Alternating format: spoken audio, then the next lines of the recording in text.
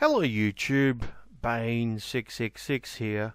So, I guess I should start by saying that I'm drunk. Now, I normally don't make videos when I'm drunk, but I thought, considering the topic, being drunk was probably appropriate. Now, considering there are literally no videos on YouTube talking about this topic whatsoever, like, none, absolutely none, talking about the Captain Marvel topic. I thought that I should probably make one and, just to inform everyone out there about what's happening, because, I don't know, there's like no one doing it for some reason. It's strange. I thought there'd be a lot of people talking about this topic. I thought there'd be like 1,000 videos by now, and the topic would be talked to death, but apparently that hasn't happened.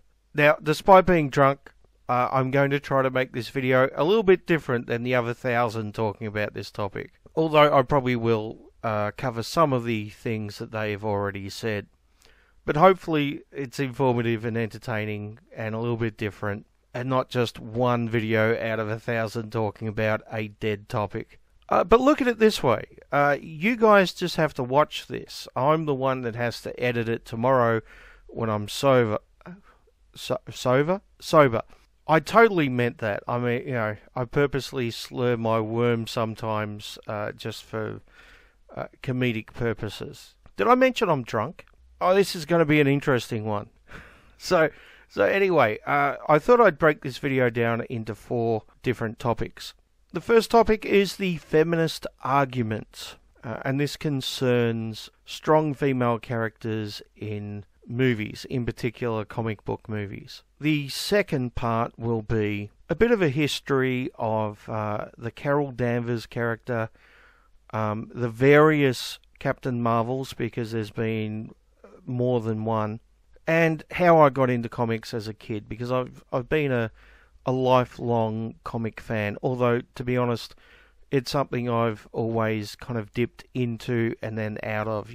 I'll read comics for about 3 years, and then I won't read comics for about 3 years, and then I'll go back and I'll catch up.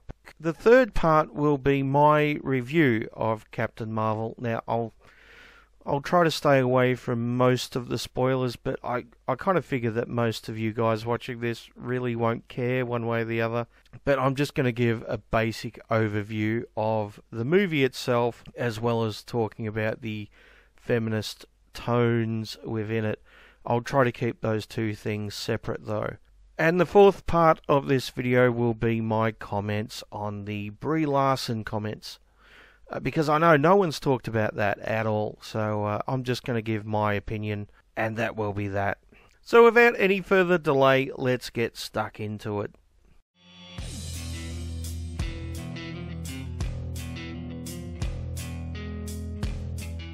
Okay, so part 1 concerning the feminist argument of strong female characters in movies, in particular comic book movies. Now, the common argument used by feminists is that young girls see male characters in these roles, and because the characters are male, they don't inspire young girls. Now, I think this is bullshit. I think a person can like or be inspired by characters of either sex, but let's go with the feminist argument. Let's play devil's advocate. Let's say, for the sake of argument, that they're correct. So the first part of this discussion is that young girls and women can't relate to male characters, which then says, therefore, the second argument is that movies need strong female characters. Now, I'm not opposed to strong female characters. In fact, I like strong female characters. One of my all-time favourite movies by one of my all-time favourite directors is Alien.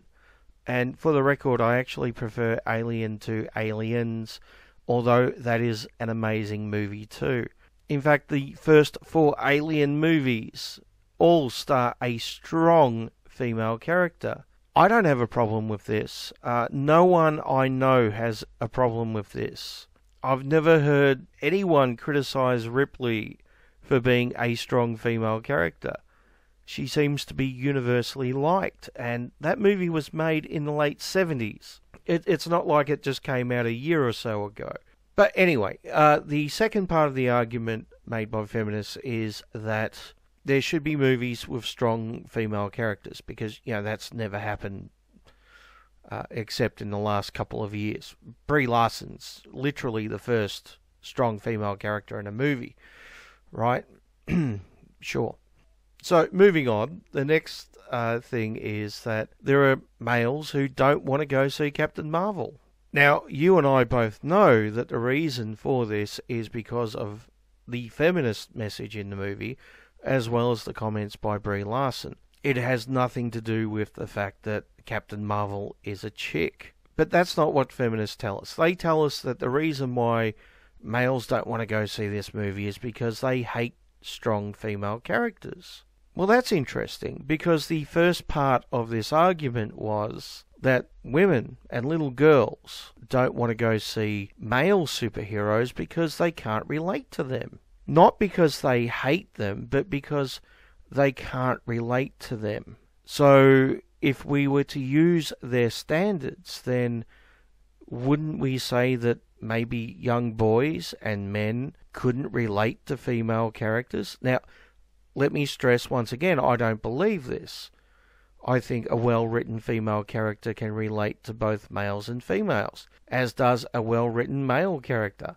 But that's not their argument. Their argument is you can only relate to a character of your own sex. So using their own logic, males should not be able to relate to Captain Marvel. And therefore, using their own logic, males would not be interested in going to see the movie, right? Oh, no, that's definitely not the case. It's simply because men hate women. Hashtag everything is sexism, right? Yeah, and there's no inconsistency in those two arguments. Of course not. No hypocrisy whatsoever. It's perfectly reasonable for feminists to hold completely different standards for males and females. Hashtag feminism is equality, right? I'm sorry, but you can't argue those two things and be consistent.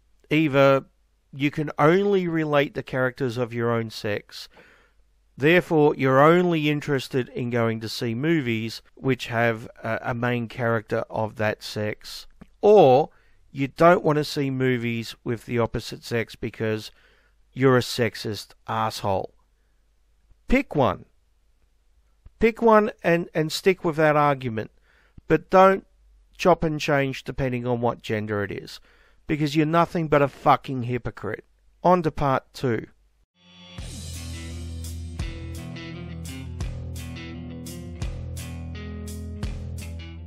Okay, this is likely to be rather complex. I know, unusual for me. I usually make very small, simple, short videos. I usually don't do complex. But this is going to be a bit of a comic book history, as well as how I got into comic books. So if you're not interested in that, that's fine. I completely understand. I'll pop a time up on the screen now, and you can jump ahead to that to part 3 if you're not interested in comic book history and a bit of background about Bane. I completely understand. So how did I get into comic books? Well, I was lucky when I was growing up. I had an auntie and uncle who were basically like a second set of parents to me, and they would spoil me pretty rotten. It was great. And my auntie would often buy me things just, randomly for no particular reason. It's great to have someone like that in your life, by the way. And one particular time, she bought me a pack of comic books. Now, I don't know where she got them from. It was probably like a newsagent's or something. They were just random comics in a sealed bag. I don't even remember how many were inside. Maybe 5? I don't remember. But all of them were DC comics except one. So I honestly don't remember what the DC comics were. I think there was maybe a Flash and maybe a Batman or something. No, actually, probably not a Batman. It might have been a Superman. I can't remember. I literally don't remember any of the comics in that pack except for one. And that was the one Marvel comic in that pack. And that was Uncanny X-Men 155. Now, I'd never heard of the X-Men before. And this would have been back in 1982, so I was 10 years old at the time. And back in 1982, most people had never heard of the X-Men. At this point, there hadn't been an X-Men animated series that came in the 90s.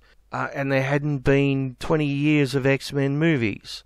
So the X-Men were really a thing that only comic book fans knew of. I'd never heard of Wolverine or Colossus or Cyclops or Storm. And this was my first introduction to those characters. And I loved this issue. So issue 155 was written by Chris Claremont, who wrote the X-Men for 16 years, which is really unusual for a comic book writer. Usually they write a series for, maybe a year or two and then move on to something else. And because Chris Claremont stuck with the X-Men for such a long time, he really had the time to shape the characters and evolve the characters over a very long story arc. And the reason why he eventually left writing the X-Men was he had a bit of a conflict with the powers that be in Marvel Comics. You see, he wanted to kill off Wolverine. He thought that was the natural progression of the character, right? He'd reached the point where he wanted to kill off the character and then evolve beyond him. And I can understand why he wanted to do that, but of course the powers that be at Marvel said, fuck that, Wolverine's a really popular character. You're not going to kill our cash cow, right? That's stupid. So this difference of opinion meant that Chris Claremont left the X-Men, and the X-Men went into a bit of a slump after that. There have been good periods since then, but I really do think the Chris Claremont 16-year period was the golden age of X-Men. I really can't stress this enough. If it wasn't for Chris Claremont, there wouldn't have been the animated series in the 90s, and there wouldn't have been a series of movies over the last 20 years. And maybe if those X-Men movies hadn't been made, there wouldn't be the Avengers movies and the Iron Man and Captain Marvel movies made today, right? Quite possibly. Now, the name Chris Claremont will come up again later on, so you should probably take note of that.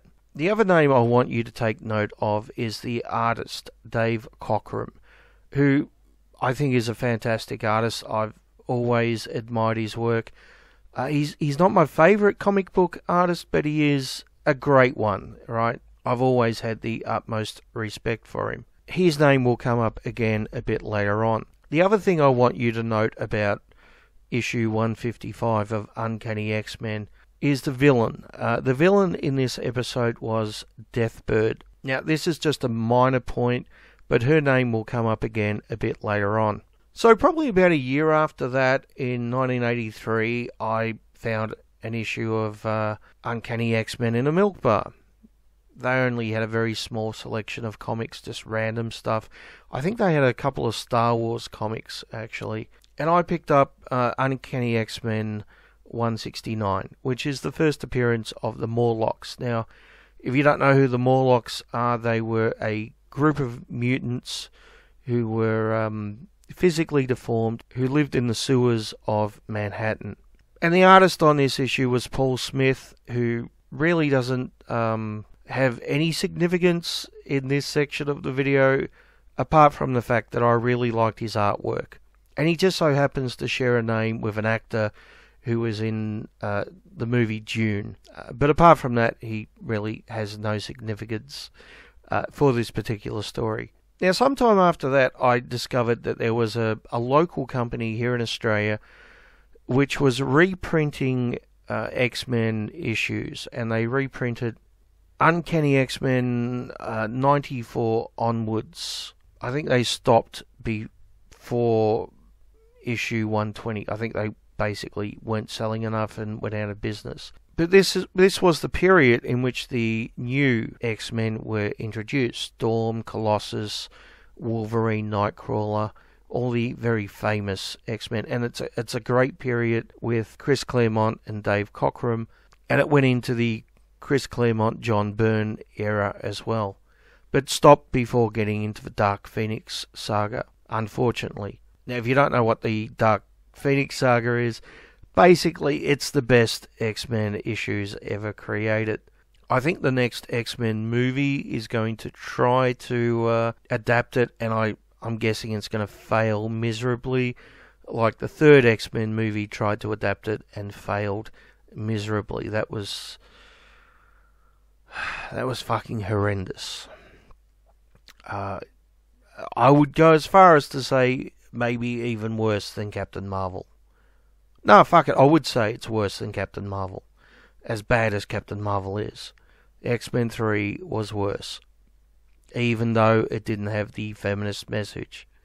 But, you know, X-Men 3 is a completely different video some other time, possibly when I'm drunk again, and I feel like talking about it. But hopefully that video will never be made. Don't stress. That video is probably never going to be made. Don't worry about it. You won't have to sit through a drunken ramble about X-Men 3. So in 1986, when I would have been 13 at the time, I found a comic shop in the city, Minotaur Books. Those of you in Melbourne may have actually heard of it. And I'd travel in there once a week and grab my new issues of X-Men and some other comics, as well as going through the old issue bins, trying to find old issues of the X-Men. And I gotta say, as a kid, I fucking love this. Now, I'm assuming there are some of you out there who went through a similar experience and know exactly what I'm talking about. I imagine it's a very different experience for kids these days. If I wanted to find those same issues of the X-Men, I could literally jump online and find a copy somewhere and download it in maybe 15 minutes, half an hour, and that would be it, right? Which is great. I don't think that's a bad thing. It's convenient. But the convenience kind of robs the anticipation. Every week I went in there with anticipation of not knowing what I would find. And every week I would find another piece of the jigsaw puzzle, right? I was building the story of these issues over a long period of time. And that meant sometimes I didn't read the issues in their proper order, and I missed parts of the story. And that was fine, you know, but it was anticipation of what I would find and trying to fill in the gaps of the issues that I had and building that jigsaw puzzle one piece at a time. That was great. That was a really great experience, and I fucking loved it as a kid. And it took me years to fill in all those gaps. Like I said, I'm guessing some of you out there had similar experiences and understand what I'm talking about. Today in the digital age, it is so much more convenient, but you lose something in that as well. So around this time, I started collecting new issues with Uncanny X-Men 205, which was an amazing issue, once again written by Chris Claremont, and the pencils done by amazing artist Barry Windsor Smith. Now, as a 13-year-old kid, I don't think I really appreciated his art at the time as I do now. He's an amazing artist. That is an amazing issue. Now, as I went back and filled in all the gaps of the story that I was missing, I came across issue 164, which was the first appearance of Binary. Now, Binary is Carol Danvers, who's Captain Marvel today. I'll fill in all the gaps of that as this long drunken ramble goes on. Don't worry, we'll get there eventually. Like I said before, you guys just have to listen to this. I'm the one that has to edit it the next day. Feel sorry for me, right? This is going to be a major hassle. I don't even know why I'm doing this. This is going to be such a pain in the ass to edit this shit. You should be thanking me. That's all I've got to say. But Binary first appeared in the Brood storyline. Great story. Once again with artist Dave Cockrum, and his name will be appearing soon enough. And of course written by Chris Claremont. So at this point, I guess I should go a little bit into the history of the various Captain Marvels and Miss Marvel and Carol Danvers, so I can get to the point where she turns into binary, because there's a long story before we get to that. And I've seen a couple of people making videos about the Captain Marvel movie, and they've confused various things, because the backstory is quite confusing, to be fair. Oh, just before that, I forgot to mention something. I specifically wanted to mention it, but because I'm drunk, I forgot to mention it. When I was talking about Chris Claremont wanting to kill off Wolverine, the interesting thing is Wolverine, in the last couple of years, was killed off, but apparently he's back alive again, which really isn't a shock. I haven't read Marvel Comics for about maybe 3 years now, but apparently Wolverine is back from the dead. Now, this isn't a shock, because there used to be a saying in comics, which is the only people who stay dead in comics are Bucky, Jason Todd, and Uncle Ben. Now, since that famous saying was made, Bucky, of course, has come back from the dead. You may know him from the Captain America movies and the Avengers movies as the Winter Soldier. And apparently Jason Todd has come back from the dead as well.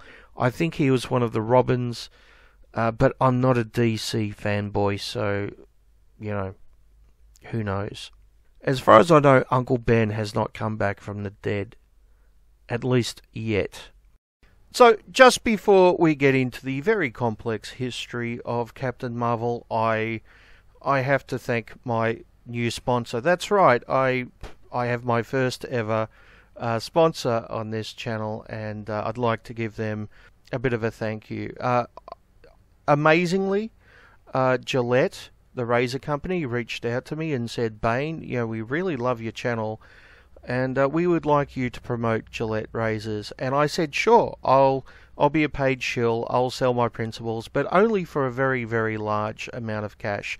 And thankfully, they were willing to pay it. So here I am promoting Gillette's new ad campaign.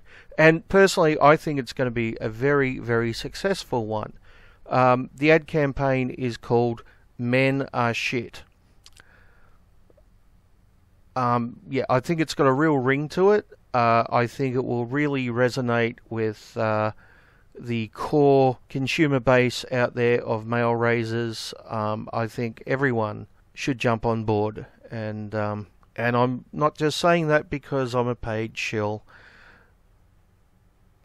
I am just saying that because I'm a paid shill, but I'm sure it will be very, very successful for Gillette. I can't imagine anyone would have a problem with this.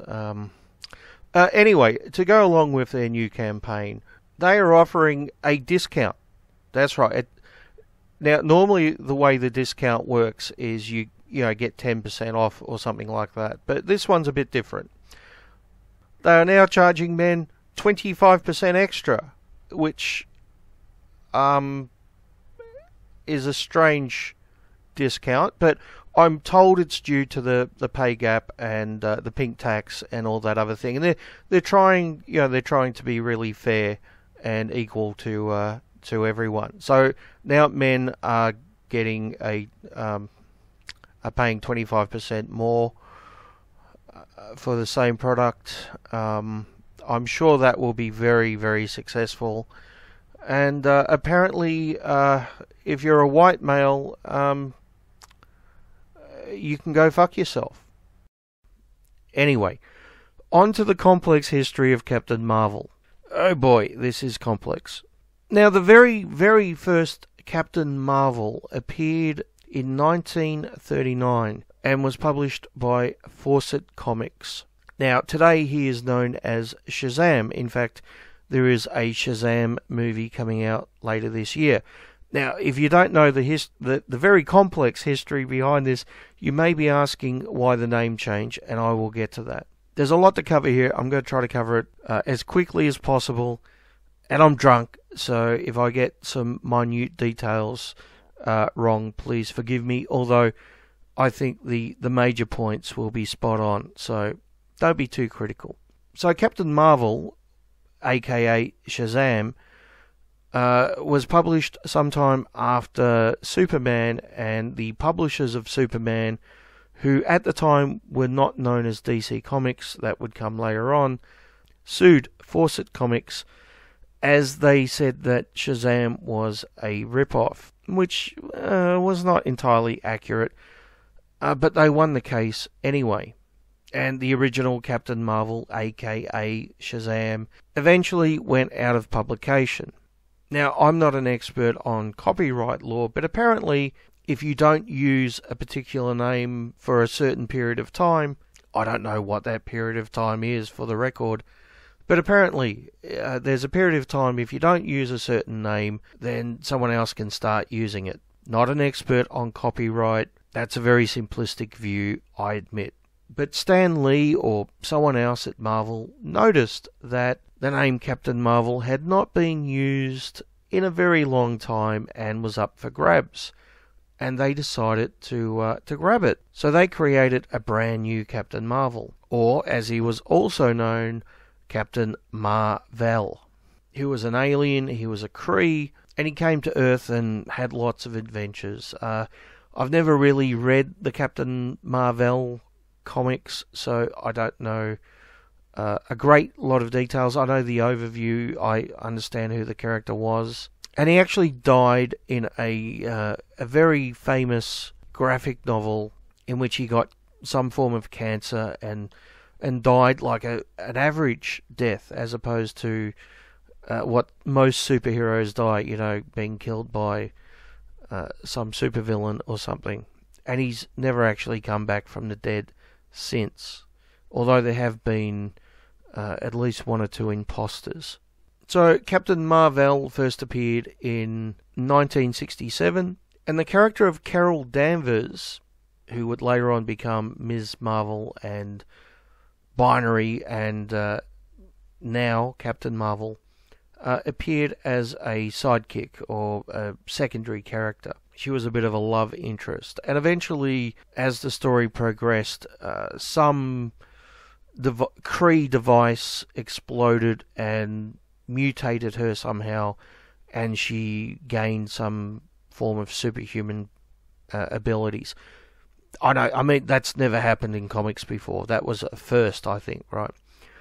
There's never been some scientific MacGuffin which has gone bang, giving some random character superhuman abilities. No, never happened before, never happened since. Totally original. So Carol Danvers became Ms. Marvel. Now, I gotta say, Ms. Marvel had somewhat of a feminist tone to her right from the start. The fact that it was Ms. Marvel is an indicator of this, along with the fact that when she got her own series, she became a publisher of a woman's magazine. Like Ms. Magazine. I'm pretty sure that's not a coincidence. Now, I've always liked the character of Ms. Marvel and Binary when she was Binary, at least up until the last couple of years, but I'll get to that eventually. And she eventually got her own comic book series, which I think I first read maybe in 2002 or something like that. I downloaded them from the internet and went through them, and I don't remember a great deal about them. I thought they were okay. There were good points and bad points. Now, the things I do want to point out about those particular issues is that most of them were written by Chris Claremont. In fact, he started writing it as of issue 3. You may remember Chris Claremont from an earlier part of this long-winded drunken ramble. He was writing the X-Men at the time. This will be of importance in a little while. And eventually Dave Cockrum would take over as the artist. Once again, you may remember that name from earlier in this drunken ramble. Now, Dave Cockrum is responsible for this version of Captain Marvel's superhero costume, which in the last couple of years I've heard criticised by feminists as nothing but a glorified bathing suit. Yeah. Lucky Dave Cockrum never created male characters in glorified bathing suits either, right? Yeah.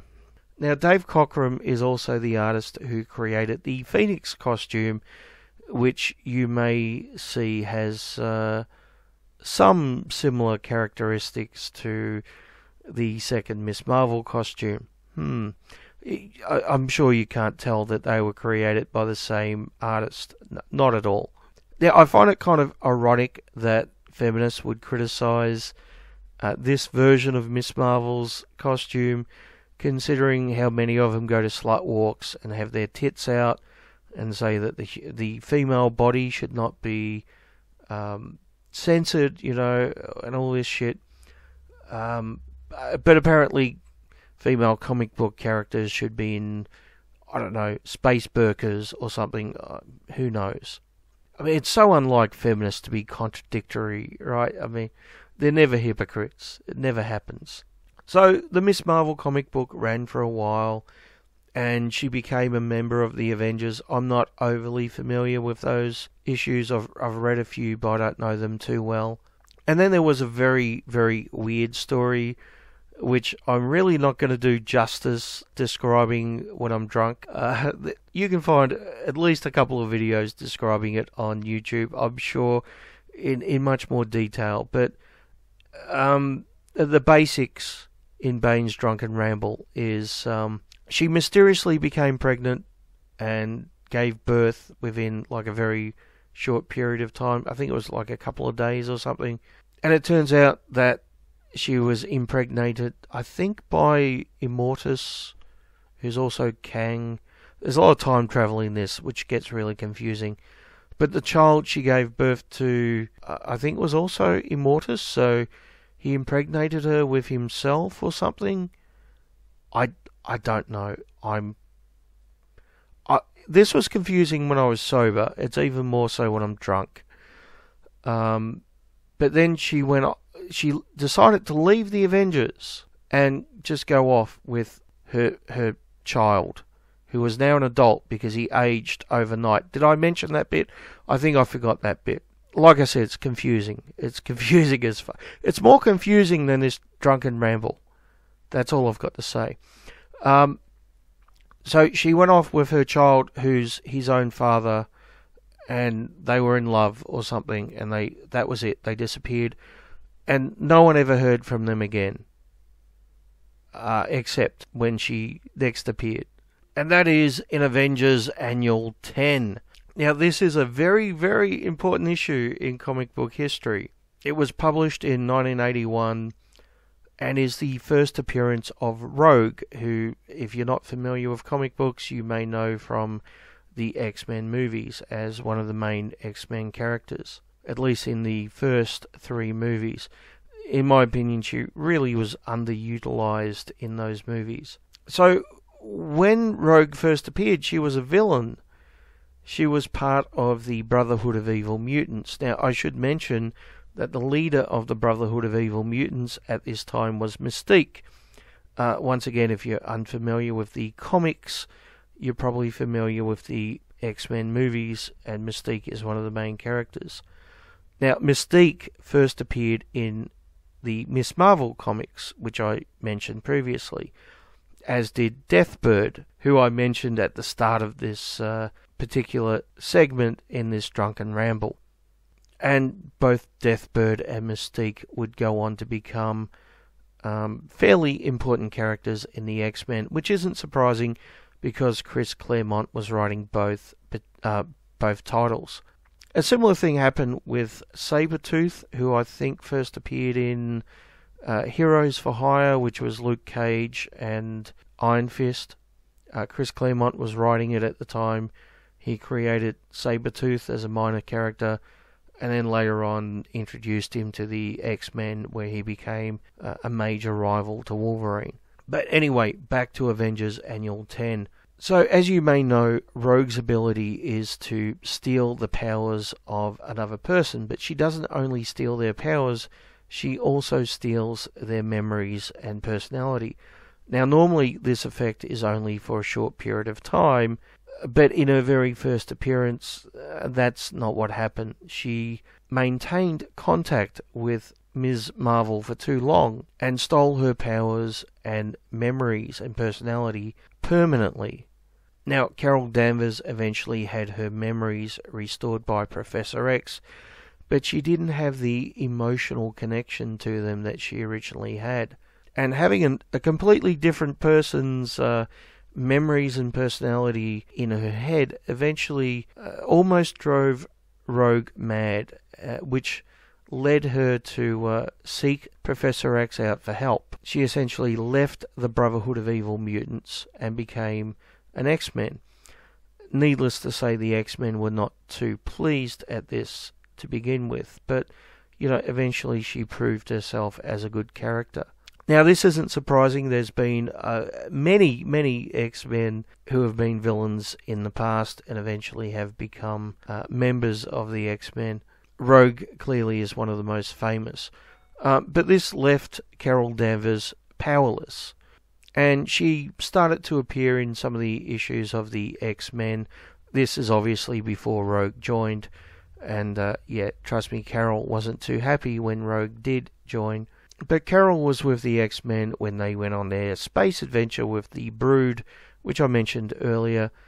And she got tied up in something, and something exploded or something happened, and someone shot a ray at her or something. There was some comic book scientific MacGuffin which reignited her powers but supercharged them. So now she was binary and supercharged. Previously, she could fly, she had super strength and a certain degree of invulnerability. And those were the powers which Rogue stole from her and kept for years. I think maybe 20 years, I can't remember. It was something like that.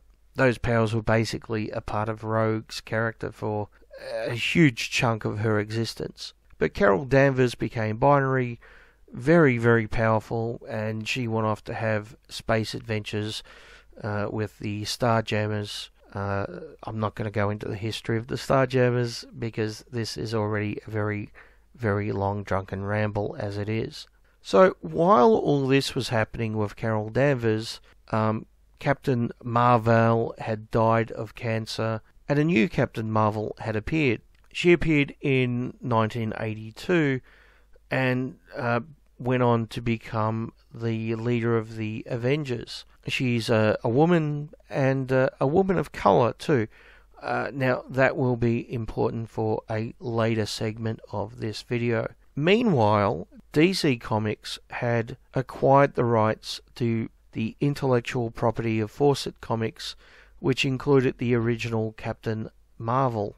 But they could no longer use the name Captain Marvel because Marvel Comics now had the right to Captain Marvel. So they started to call him Shazam. I told you this was going to be complex, and it gets more complex still.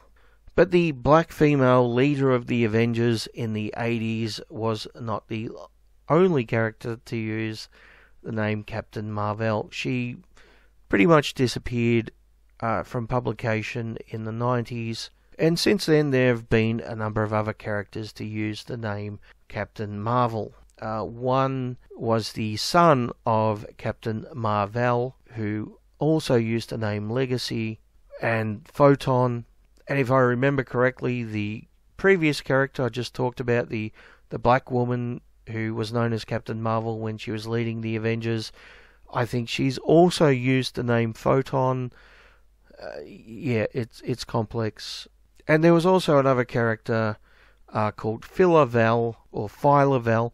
I'm not sure how it's pronounced. She first appeared in 2003, and she used the name Captain Marvel as well because she was the daughter of Captain Marvel. And she was actually a pretty good character. She appeared for a time in Guardians of the Galaxy. I quite liked her. To be honest with you, I would have preferred a movie made about her than the version of Carol Danvers that we saw.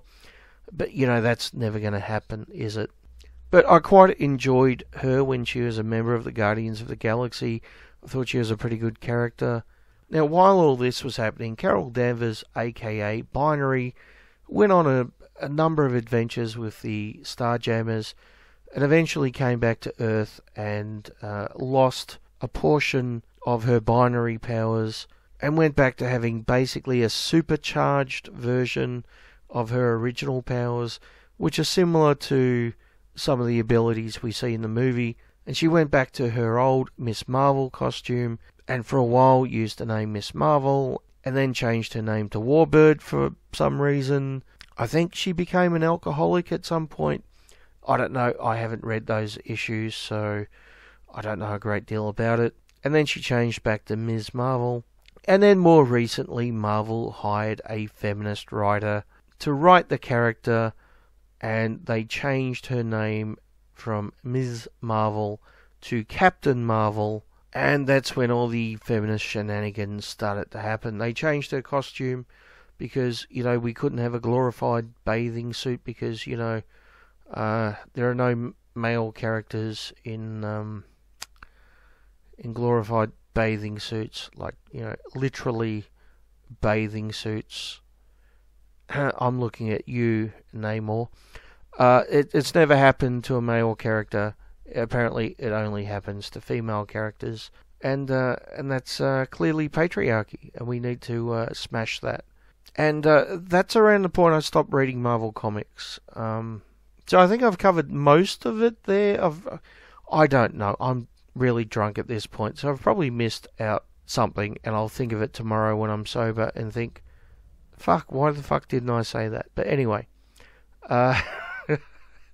it's probably more information that you wanted anyway, but I figure that this is the type of stuff which hasn't been gone into by the literally thousands of videos on YouTube talking about the Carol Danvers movie. So there you have a little bit of a background of not only Carol Danvers, but the other Captain Marvels as well as how I got into comics and have loved them since I was a very young individual.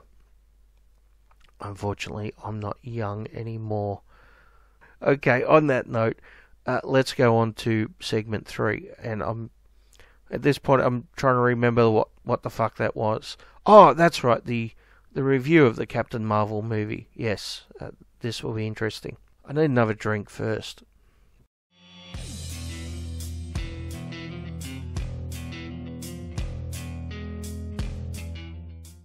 Okay, so as you may know, I'm a huge movie buff. I love movies.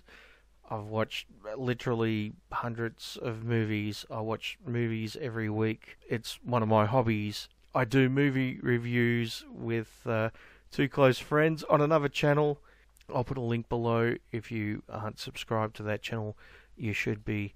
So I love movies, and because I watch a lot of movies and I love movies, I've also watched many bad movies in my time. I've watched absolutely fucking horrendous movies, and some of these horrendous movies can be very entertaining. There are good bad movies. That is a thing. Some movies are so bad that they're fucking amazing. Need I mention Neil Breen's Double Down? Oh, if you haven't seen that, you need to. It's so fucking bad. It's the best comedy ever made, unintentionally.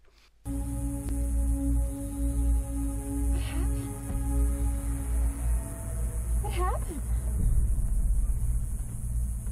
Where am I? And who are you?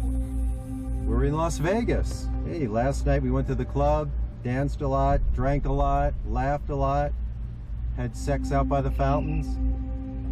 Then we went down to the strip and we got married. Hey, this is Las Vegas, baby. What? Who are you? We're married? What? How?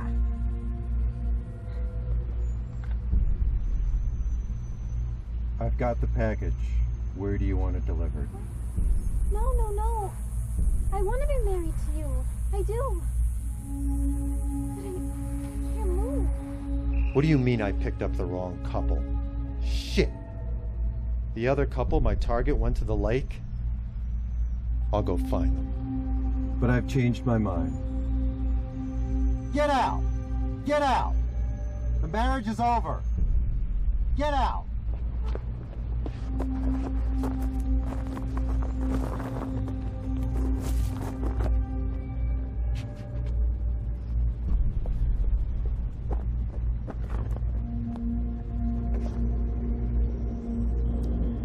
Here's your husband. So I know what a bad movie is. Now, is Captain Marvel the worst movie I've ever seen? No. Definitely not the worst movie I've ever seen. Is it amongst the best movies I've ever seen? No fucking way. Definitely not. Would I recommend you go watch it? Probably not. Now, I wouldn't recommend that you find a free version online, because, piracy is really, really bad. You should never do it. So, definitely don't do that, right? If you're curious about the movie. Now, there won't be major spoilers in this, but, if you really want to watch it with absolutely no spoilers, then maybe skip this. I don't think I'm going to really ruin anything. But just in case, you've got a warning, so don't fucking complain, okay? I'm drunk after all, so I might let something slip, Okay, so just for the record, what I'm going to do is I'm going to leave the feminist aspects of the movie till the end. I'll discuss them separately. I just want to talk about the characters, the way the movie looks, how the story progresses, and things like that. And then I'll talk about the political message later on. So, as you would expect, with a movie which cost, $150 million, it doesn't look too bad in most cases. There are some things, obviously, that could be improved. But, yeah, most of the special effects look pretty good. The costumes look good. The Hela at the start looks really good, which is the Kree homeworld. I would have liked to have seen a lot more of that. So I can't really fault that. But, realistically, spending $150 million on a movie, you shouldn't be able to fault that, right? That should be a given. As for Brie Larson's acting abilities, I've seen better. That's me being generous, by the way. That's me being absolutely as generous as I can. Now, once again, I have to stress she's not the worst actress I've ever seen. After all, I've watched Neil Breen's Double Down. I've seen bad acting, right? Where are you? Where are you? Where are you?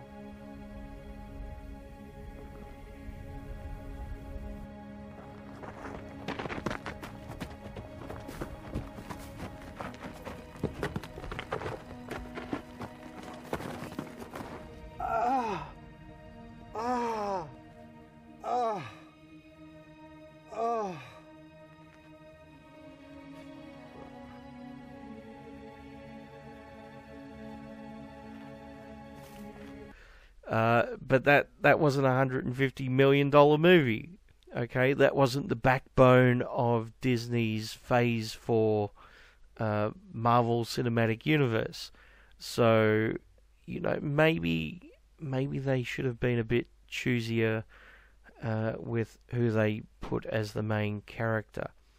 Speaking of acting, though, Samuel L. Jackson, that's one of the positives of the movie. Absolutely loved him. I thought he was great. Mind you, he pretty much plays the same character in every movie. Well, I should say he plays the characters the same way, he definitely has a style about him, but I love that style, and I think I've loved it in every single movie I've seen him in. It's just something about his character that I like. That aspect to his acting ability, which Brie Larson doesn't have. Sorry, Brie, just being honest. I also would have liked to have seen more of Jude Law. I'm a fan of Jude Law. I think he's a good actor, and I think he was underutilized in this movie. Now, minor spoiler here, the way the movie progresses is that at the start of the movie, Carol doesn't know her past, and the character is meant to develop over the movie and learn who she was, like learn her forgotten history of being an Earthling, right? And I think that's a good narrative tool if it's used right. And I recently saw a movie in which it was used right, That was Alita Battle Angel. Great movie, by the way. If you want to go to the movies, go see Alita Battle Angel before you see Captain Marvel. There's Bane's drunken tip, right? But that was a similar story technique where the main character didn't know her past and learned her past throughout the movie. But it was so much more entertaining in Alita Battle Angel than it was with Captain Marvel.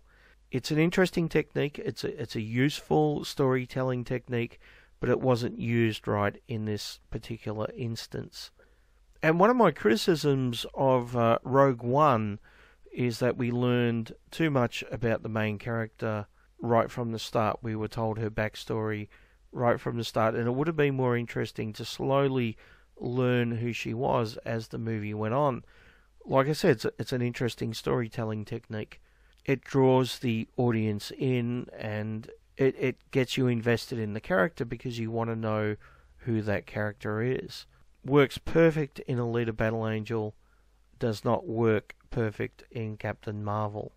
Hello YouTube, this is Sober Bane from the future, just interrupting my drunken ramble to clarify something. I think the reason why the narrative of slowly revealing Captain Marvel's past throughout the movie doesn't work is because we already know her past. We already know that she's a human from Earth, so there's no mystery in it. If it was a completely new character and she was completely unknown and we didn't know if she was from Earth or wherever, then that would have been more mysterious. It would have been more interesting. And that's exactly what happened in Alita Battle Angel. We didn't know where she was from or what her past was. If the audience knew that from the very start and the character didn't, it wouldn't have been anywhere near as interesting. So in this particular case with Captain Marvel, that was a very, very poor choice on the screenwriter's part. It would have worked perfect in other movies, and it has worked perfect, but not in this particular one. Anyway, back to the drunken ramble. Now, I did find some parts entertaining, and I found a lot of it average and boring. Maybe that's because I'm somewhat fatigued by comic book movies. You know, now, if you had have asked young me when I was going to comic book shops, hunting for back issues of Uncanny X-Men, whether I'd be fatigued by comic book movies of this high quality, I probably would have said, "Are you fucking crazy?" But that's the world we live in. We live in a world where there's 3 or 4 comic book movies coming out every single fucking year. And I felt this last year when I watched Avengers Infinity War. I loved the movie, but it wasn't as good as I thought it would be, which surprised me because everyone was raving about it, and they've been raving about it since. And I'm not saying it's a bad movie, but if I hadn't seen all the other Marvel movies and I watched it, I think I would probably have a different impression. But I've just seen all those characters fighting and punching people so many times now that I want a bit more than that. And some people will probably be surprised at this, and they might even criticize me, but I don't care. It's my subjective opinion. I actually preferred Ant-Man and the Wasp. I thought that was a fun movie. I thought the characters were good. It captured my interest more than Avengers Infinity War. And that surprises me. That is, if you don't take into account comic book movie fatigue, and maybe I'm a little bit sick of people just punching each other. I want a little bit more than that. Who knows? Hello YouTube, it's Sober Bane from the future yet again, just adding another little quick note here. I think one of my issues with Avengers Infinity War was that there were so many action scenes and so many characters that there really wasn't any character development or character arc. If you look at something like Iron Man, you can see a clear character development and a character arc throughout the movie. Same with the Avengers, they come together as a team, so you see them overcoming their differences. Avengers Infinity War was It was so crammed with characters that they didn't really have time to do any real character development. There was minor stuff, I admit, but not to the same extent as the two movies I just mentioned. And I think that's why I found it a little bit disappointing. But, you know, that's to be expected in a movie with so many characters. Anyway, back to the drunken ramble. Anyway, I'm drunk and rambling. Back to the Captain Marvel review. Yeah, so it's an average movie. That's probably the best thing I can say about it. Now, the worst thing I can say about it is feminist propaganda. Yeah, that's pretty strong in this. Now, I've got to say, if someone wants to make a feminist movie, I have no issue with that. Right? I don't want to censor people and say you can't make a movie with a feminist message. If that's what you want to do, that's fine. I just don't want you forcing it into another genre. Let me give you an example to illustrate my point. If Tom Cruise wanted to make a movie about Scientology, I wouldn't have a problem with that. Now, I'm not a Scientologist. I'm not a supporter of Scientology. I think it's a dangerous ideology. But if Tom Cruise wanted to make a movie about it, you know, I'd support his right to do it. I would hope that it failed, but, you know, I would still support his right to do it. And I might even watch it out of curiosity. Who knows, maybe I'd even do a video on it. That wouldn't be too surprising. But if Tom Cruise tried to shoehorn Scientology ideology into, say, the Mission Impossible series of movies, it would fucking piss me off. I would majorly be pissed off at that. Because the Mission Impossible series is not about Scientology. If the next Mission Impossible movie went on about fucking thetans and E-meters and, you know, how brilliant L. Ron Hubbard was and how psychology is bullshit and all this other stuff, I would have a major problem with that. I'd be saying, fuck you, Mission Impossible. Fuck you, Tom Cruise. And fuck you, whatever movie company makes Mission Impossible. I can't remember who does it. I'm fucking drunk. Okay, what do you want from me? I'm drunk. Okay, this is the best that you get. I'm sorry. I'm not sorry, by the way. If you don't like it, you know, too bad. Stop laughing, by the way. I fucking see you. I see you laughing at me because I'm drunk. I feel oppressed now. That's shocking. But anyway, yeah, Tom Cruise shoehorning in Scientology into Mission Impossible would be bullshit. Which is no different than shoehorning in feminism into a movie about a comic book character. It's bullshit. Now, how does the movie do this? Well, apparently Captain Marvel, is so oppressed. The poor character at every part in her life has been told that she can't do something because she's a woman. It's so oppressive. It's like $150 million version of Band Bossy. This is Band Bossy. Take one. Pushy. Stubborn. Pushy. Stubborn. Bossy. Bossy. When I was growing up, I was called bossy. I think the word bossy is just a squasher. Being labeled something matters. By middle school, Girls are less interested in leadership than boys. And that's because they worry about being called Bossy. Do you remember that? I'm betting, unfortunately, most of you remember that. Yeah, so this is a $150 million version of that. Poor Captain Marvel, when she was a young girl, was on a go-kart and she crashed the go-kart after being made fun of by a boy, and she was told by her father, I think it was her father, that, you know, it was dangerous. Because, you know, boys never get teased, right, when they're doing things. And they're never told by their parents that they can't do things because it's dangerous, right? I mean, it's not like social justice culture has banned any type of play activity at primary schools like tag, right? Because that's dangerous. No, that wouldn't happen. They haven't banned rough and tumble play because it's supposedly life-threatening to young children, right? Of course not. That type of stuff would never happen to boys, right? No. It only happens to girls, right? Because they're called bossy, and then they wither and can't become the president of America for some reason or something. Yeah.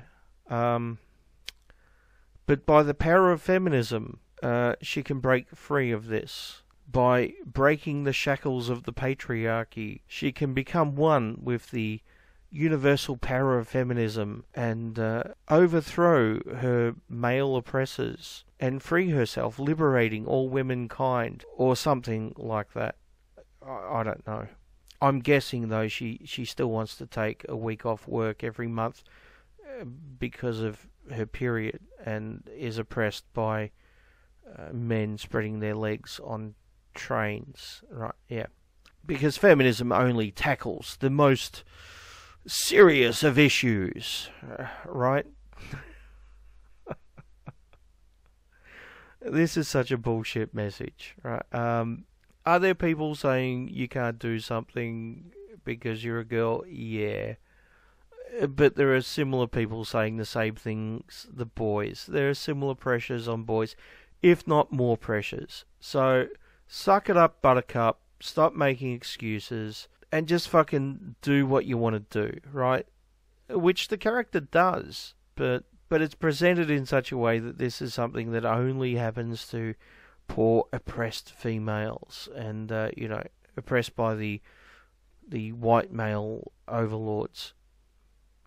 Or in this case, the blue male overlords as the Kree. But aren't they people of colour? Hold on, the Kree can't be the oppressors because they're blue. They're people of colour. Strange. And they also gender swapped Captain Marvel, right? So Miss Marvel got her powers when a scientific MacGuffin thing exploded. I think I mentioned that earlier. I don't know. I'm drunk. Have I mentioned I'm drunk? I might have forgotten to mention that, but I'm drunk. But I'm pretty sure I mentioned the scientific MacGuffin that gave Ms. Marvel her powers earlier. But apparently that couldn't come from a male character, as in Captain Marvel, so they gender swapped it to a female Captain Marvel. Because, it would be wrong for feminist icon Brie Larson / Captain Marvel to get her powers from an oppressive male overlord, wouldn't it?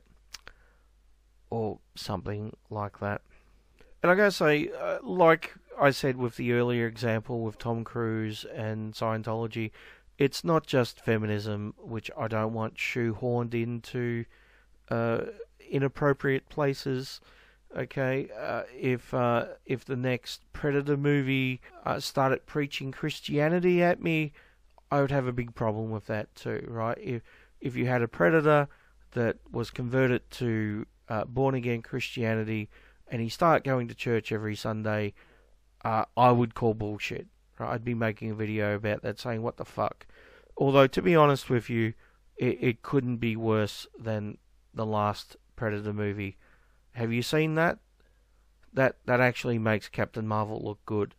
Okay, on to the final segment of this video. Are we on the final segment? I can't remember because I'm drunk. Have I mentioned that? I think I have at least, 16 times.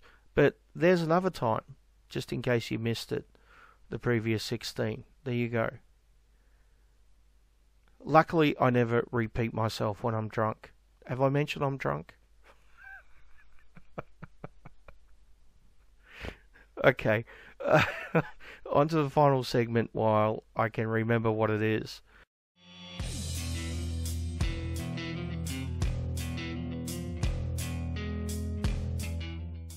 Okay, I want you to think of a couple of scenarios. Imagine Mel Gibson has a new movie coming out later this year. And just before it comes out, he says, you know what, I think there's too many Jews in Hollywood. Let me give you another scenario. Let's say Orson Scott Card had another movie coming out on based on one of his books. I don't know, Ender's Game 5 or something, who knows, right? And he said, you know what, I think there's too many gay people in the entertainment industry. Let me give you a third scenario. Let's say Brie Larson was hired to play Captain Marvel in a movie, and she said, I think there are too many white males reviewing movies. Now, I don't want to comment on which of these particular comments are right or wrong, or offensive or non-offensive. That's a very subjective thing, and I'll let you make up your own minds. And it's irrelevant to the points I want to make in this section of the video. And there's basically 2 points I want to make, and they're pretty simplistic points, right? The first point is, regardless of whether you find those particular comments to be offensive or inoffensive or right or wrong or whatever, those people have the right to make those comments. Be they right or wrong, be they offensive or inoffensive or whatever, they have the right to their opinions. But, and here's my second point, people who listen to those opinions have the right to be offended or not offended, to think it's right or to think it's wrong, and as a consequence of that, to go to see their movies or not to go see their movies. And in the case of Orson Scott Card, when Ender's Game came out, there were a number of social justice warriors who refused to go see that movie because apparently he had made some anti-gay comments in the past. I think because he's Catholic or Christian or something. And yes, I know Catholics are Christians, but I don't know if he's specifically Catholic or another type of Christian. And I don't even remember what the comments were and whether I find them offensive or not. But that's beside the point. The point is that some people did find them offensive, and they chose, because of that, not to go see the movie. And that's their right. That's their choice. Be it right or wrong in your opinion, that is still their choice. Now, a lot of people like to separate the views of the actor from the movie or the art form. And that's perfectly fine. And in most cases, I would agree with you. Let me give you a metaphor, right? Let's say I've got a leaky sink in my kitchen. And I ring up a plumber and get him to come to my house to fix the leaky sink. I don't give a shit what his politics are, right? I don't care if he's left-wing or right-wing. I don't care if he's a feminist or a men's rights activist.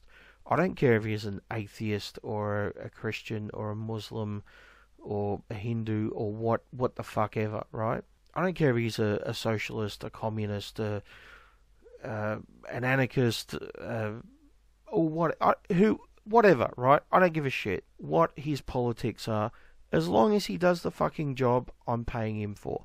And that's my opinion on actors. I don't care what your politics are, as long as you do a good job in the movie. However, if that plumber comes into my home and starts preaching to me about a particular ideology, regardless of what that ideology is, I'm going to be pissed off, right? Because that's my home. That's not what I've hired him for, right? That's not his purpose, being here. And I'm likely to tell him to fuck off and get out my home and never hire him again.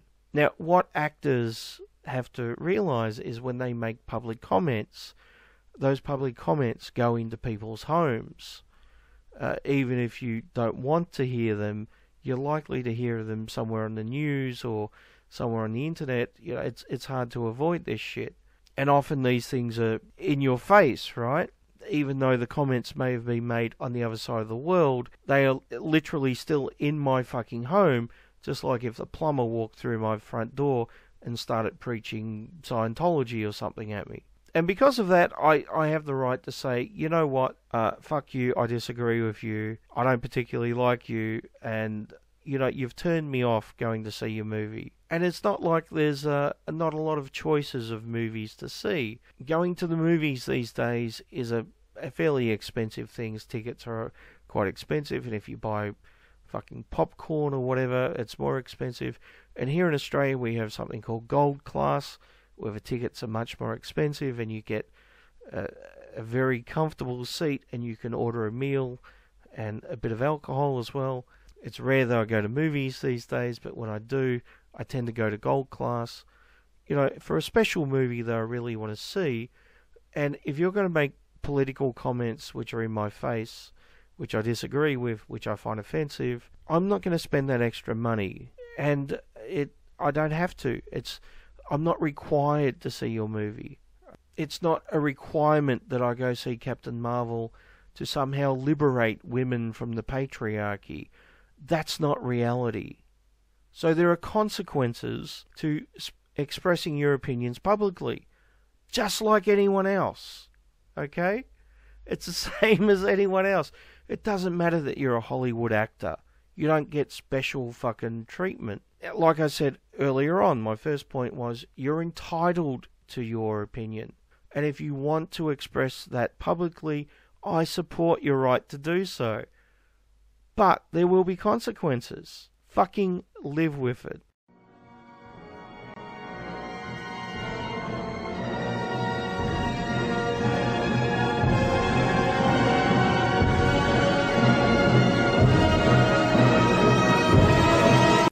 Now, I did mention earlier in this drunken ramble, hopefully you're still here. You're probably not. There's probably like 2 people watching this far.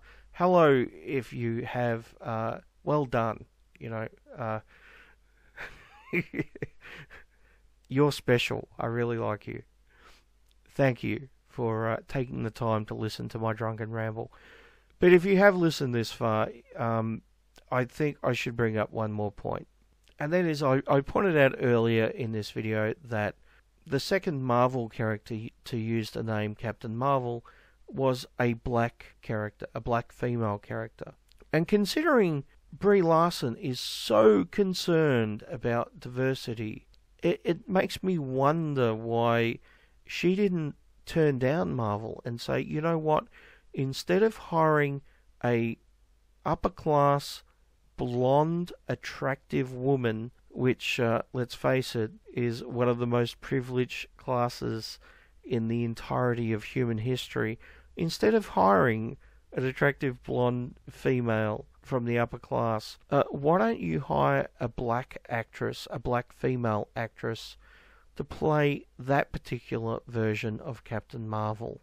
I mean, if you really believe in the feminist intersectionist ideology, right? If that's really what you believe in, then surely you should be stepping down to make way for a woman of color, right?